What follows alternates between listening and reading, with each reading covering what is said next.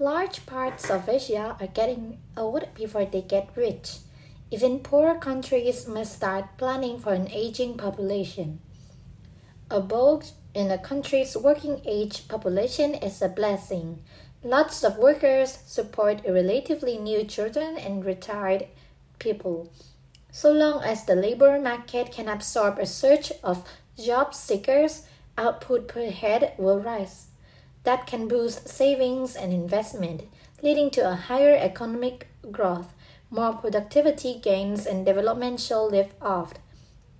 Yet, for countries that fail to seize this opportunity, the results can be grim, as many developing countries may soon discover. Consider Thailand. It is rapidly growing. In the 2021, the share of Thais aged 65 or over hit 14%, a threshold that is often used to define an aged society.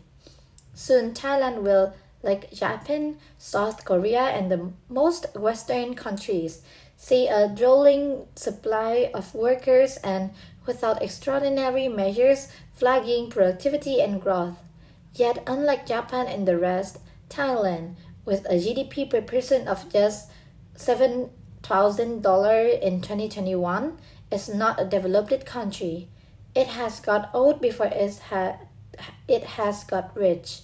When Japan had a similar portion of ODs, it was roughly 5 times richer than Thailand is today.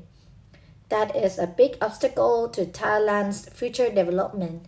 To protect its aging citizens, many of whom are poor, Thailand's government will have to spend more on healthcare and pension.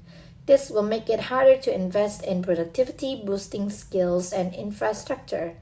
And where Thailand goes, many developing countries will follow.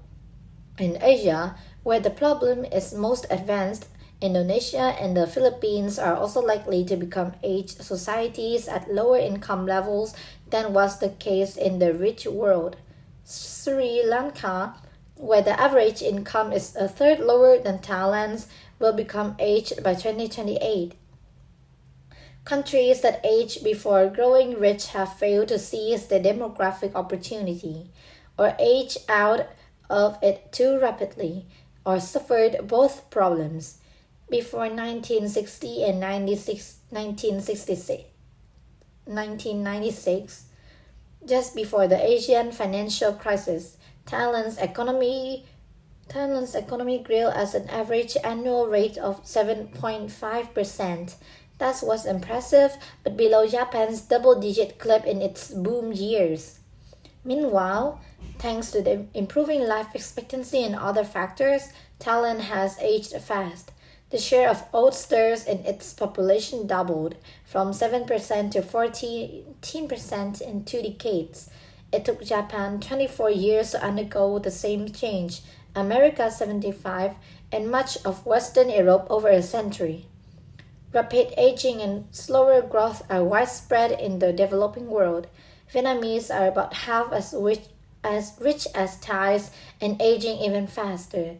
India's economy has been one of the world's fastest growing, yet not as fast as Thailand's during its boom. In the decade to 2020, India grew at an average annual rate of 6.6%. One conclusion is that countries with a working age bulge need to bring more growth out of it. India may never have a better chance than the present. Under Narendra Modi, it has a strong pro-business government which is likely to win re-election next year. There is consensus on the measures, including privatization and looser foreign investment rules that could raise its growth rate. Such reforms would help India take advantage of Western efforts to shift supply chains out of China. If India needs a cautionary tale to justify action, it need look no further than its own rapidly aging southern states. In Kerala, 17% of the population is 60 or older. Another conclusion is that developing countries need to start planning for old age earlier. They should reform their pension systems, including by raising retirement ages. They should nurture financial markets, providing options for long-term saving and health insurance. They should create conditions for well-regulated private social care, and they should try harder to increase female participation in the labor force. In India, it is a great 24%, half the global average.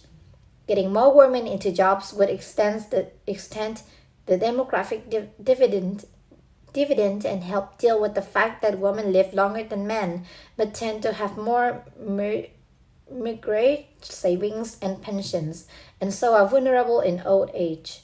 Finally, developing countries should learn on the error of rich ones by taking a pragmatic view of immigration. Hard as this can be politically, it is often the easiest way to extend the transition. Building sites in Bangkok already thronged with illegal Burmese immigrants. By formalizing them, Thai politicians would usher them into a more productive roles. Lòng anh đã thiết biết anh hiểu ai khác ngoài em ra.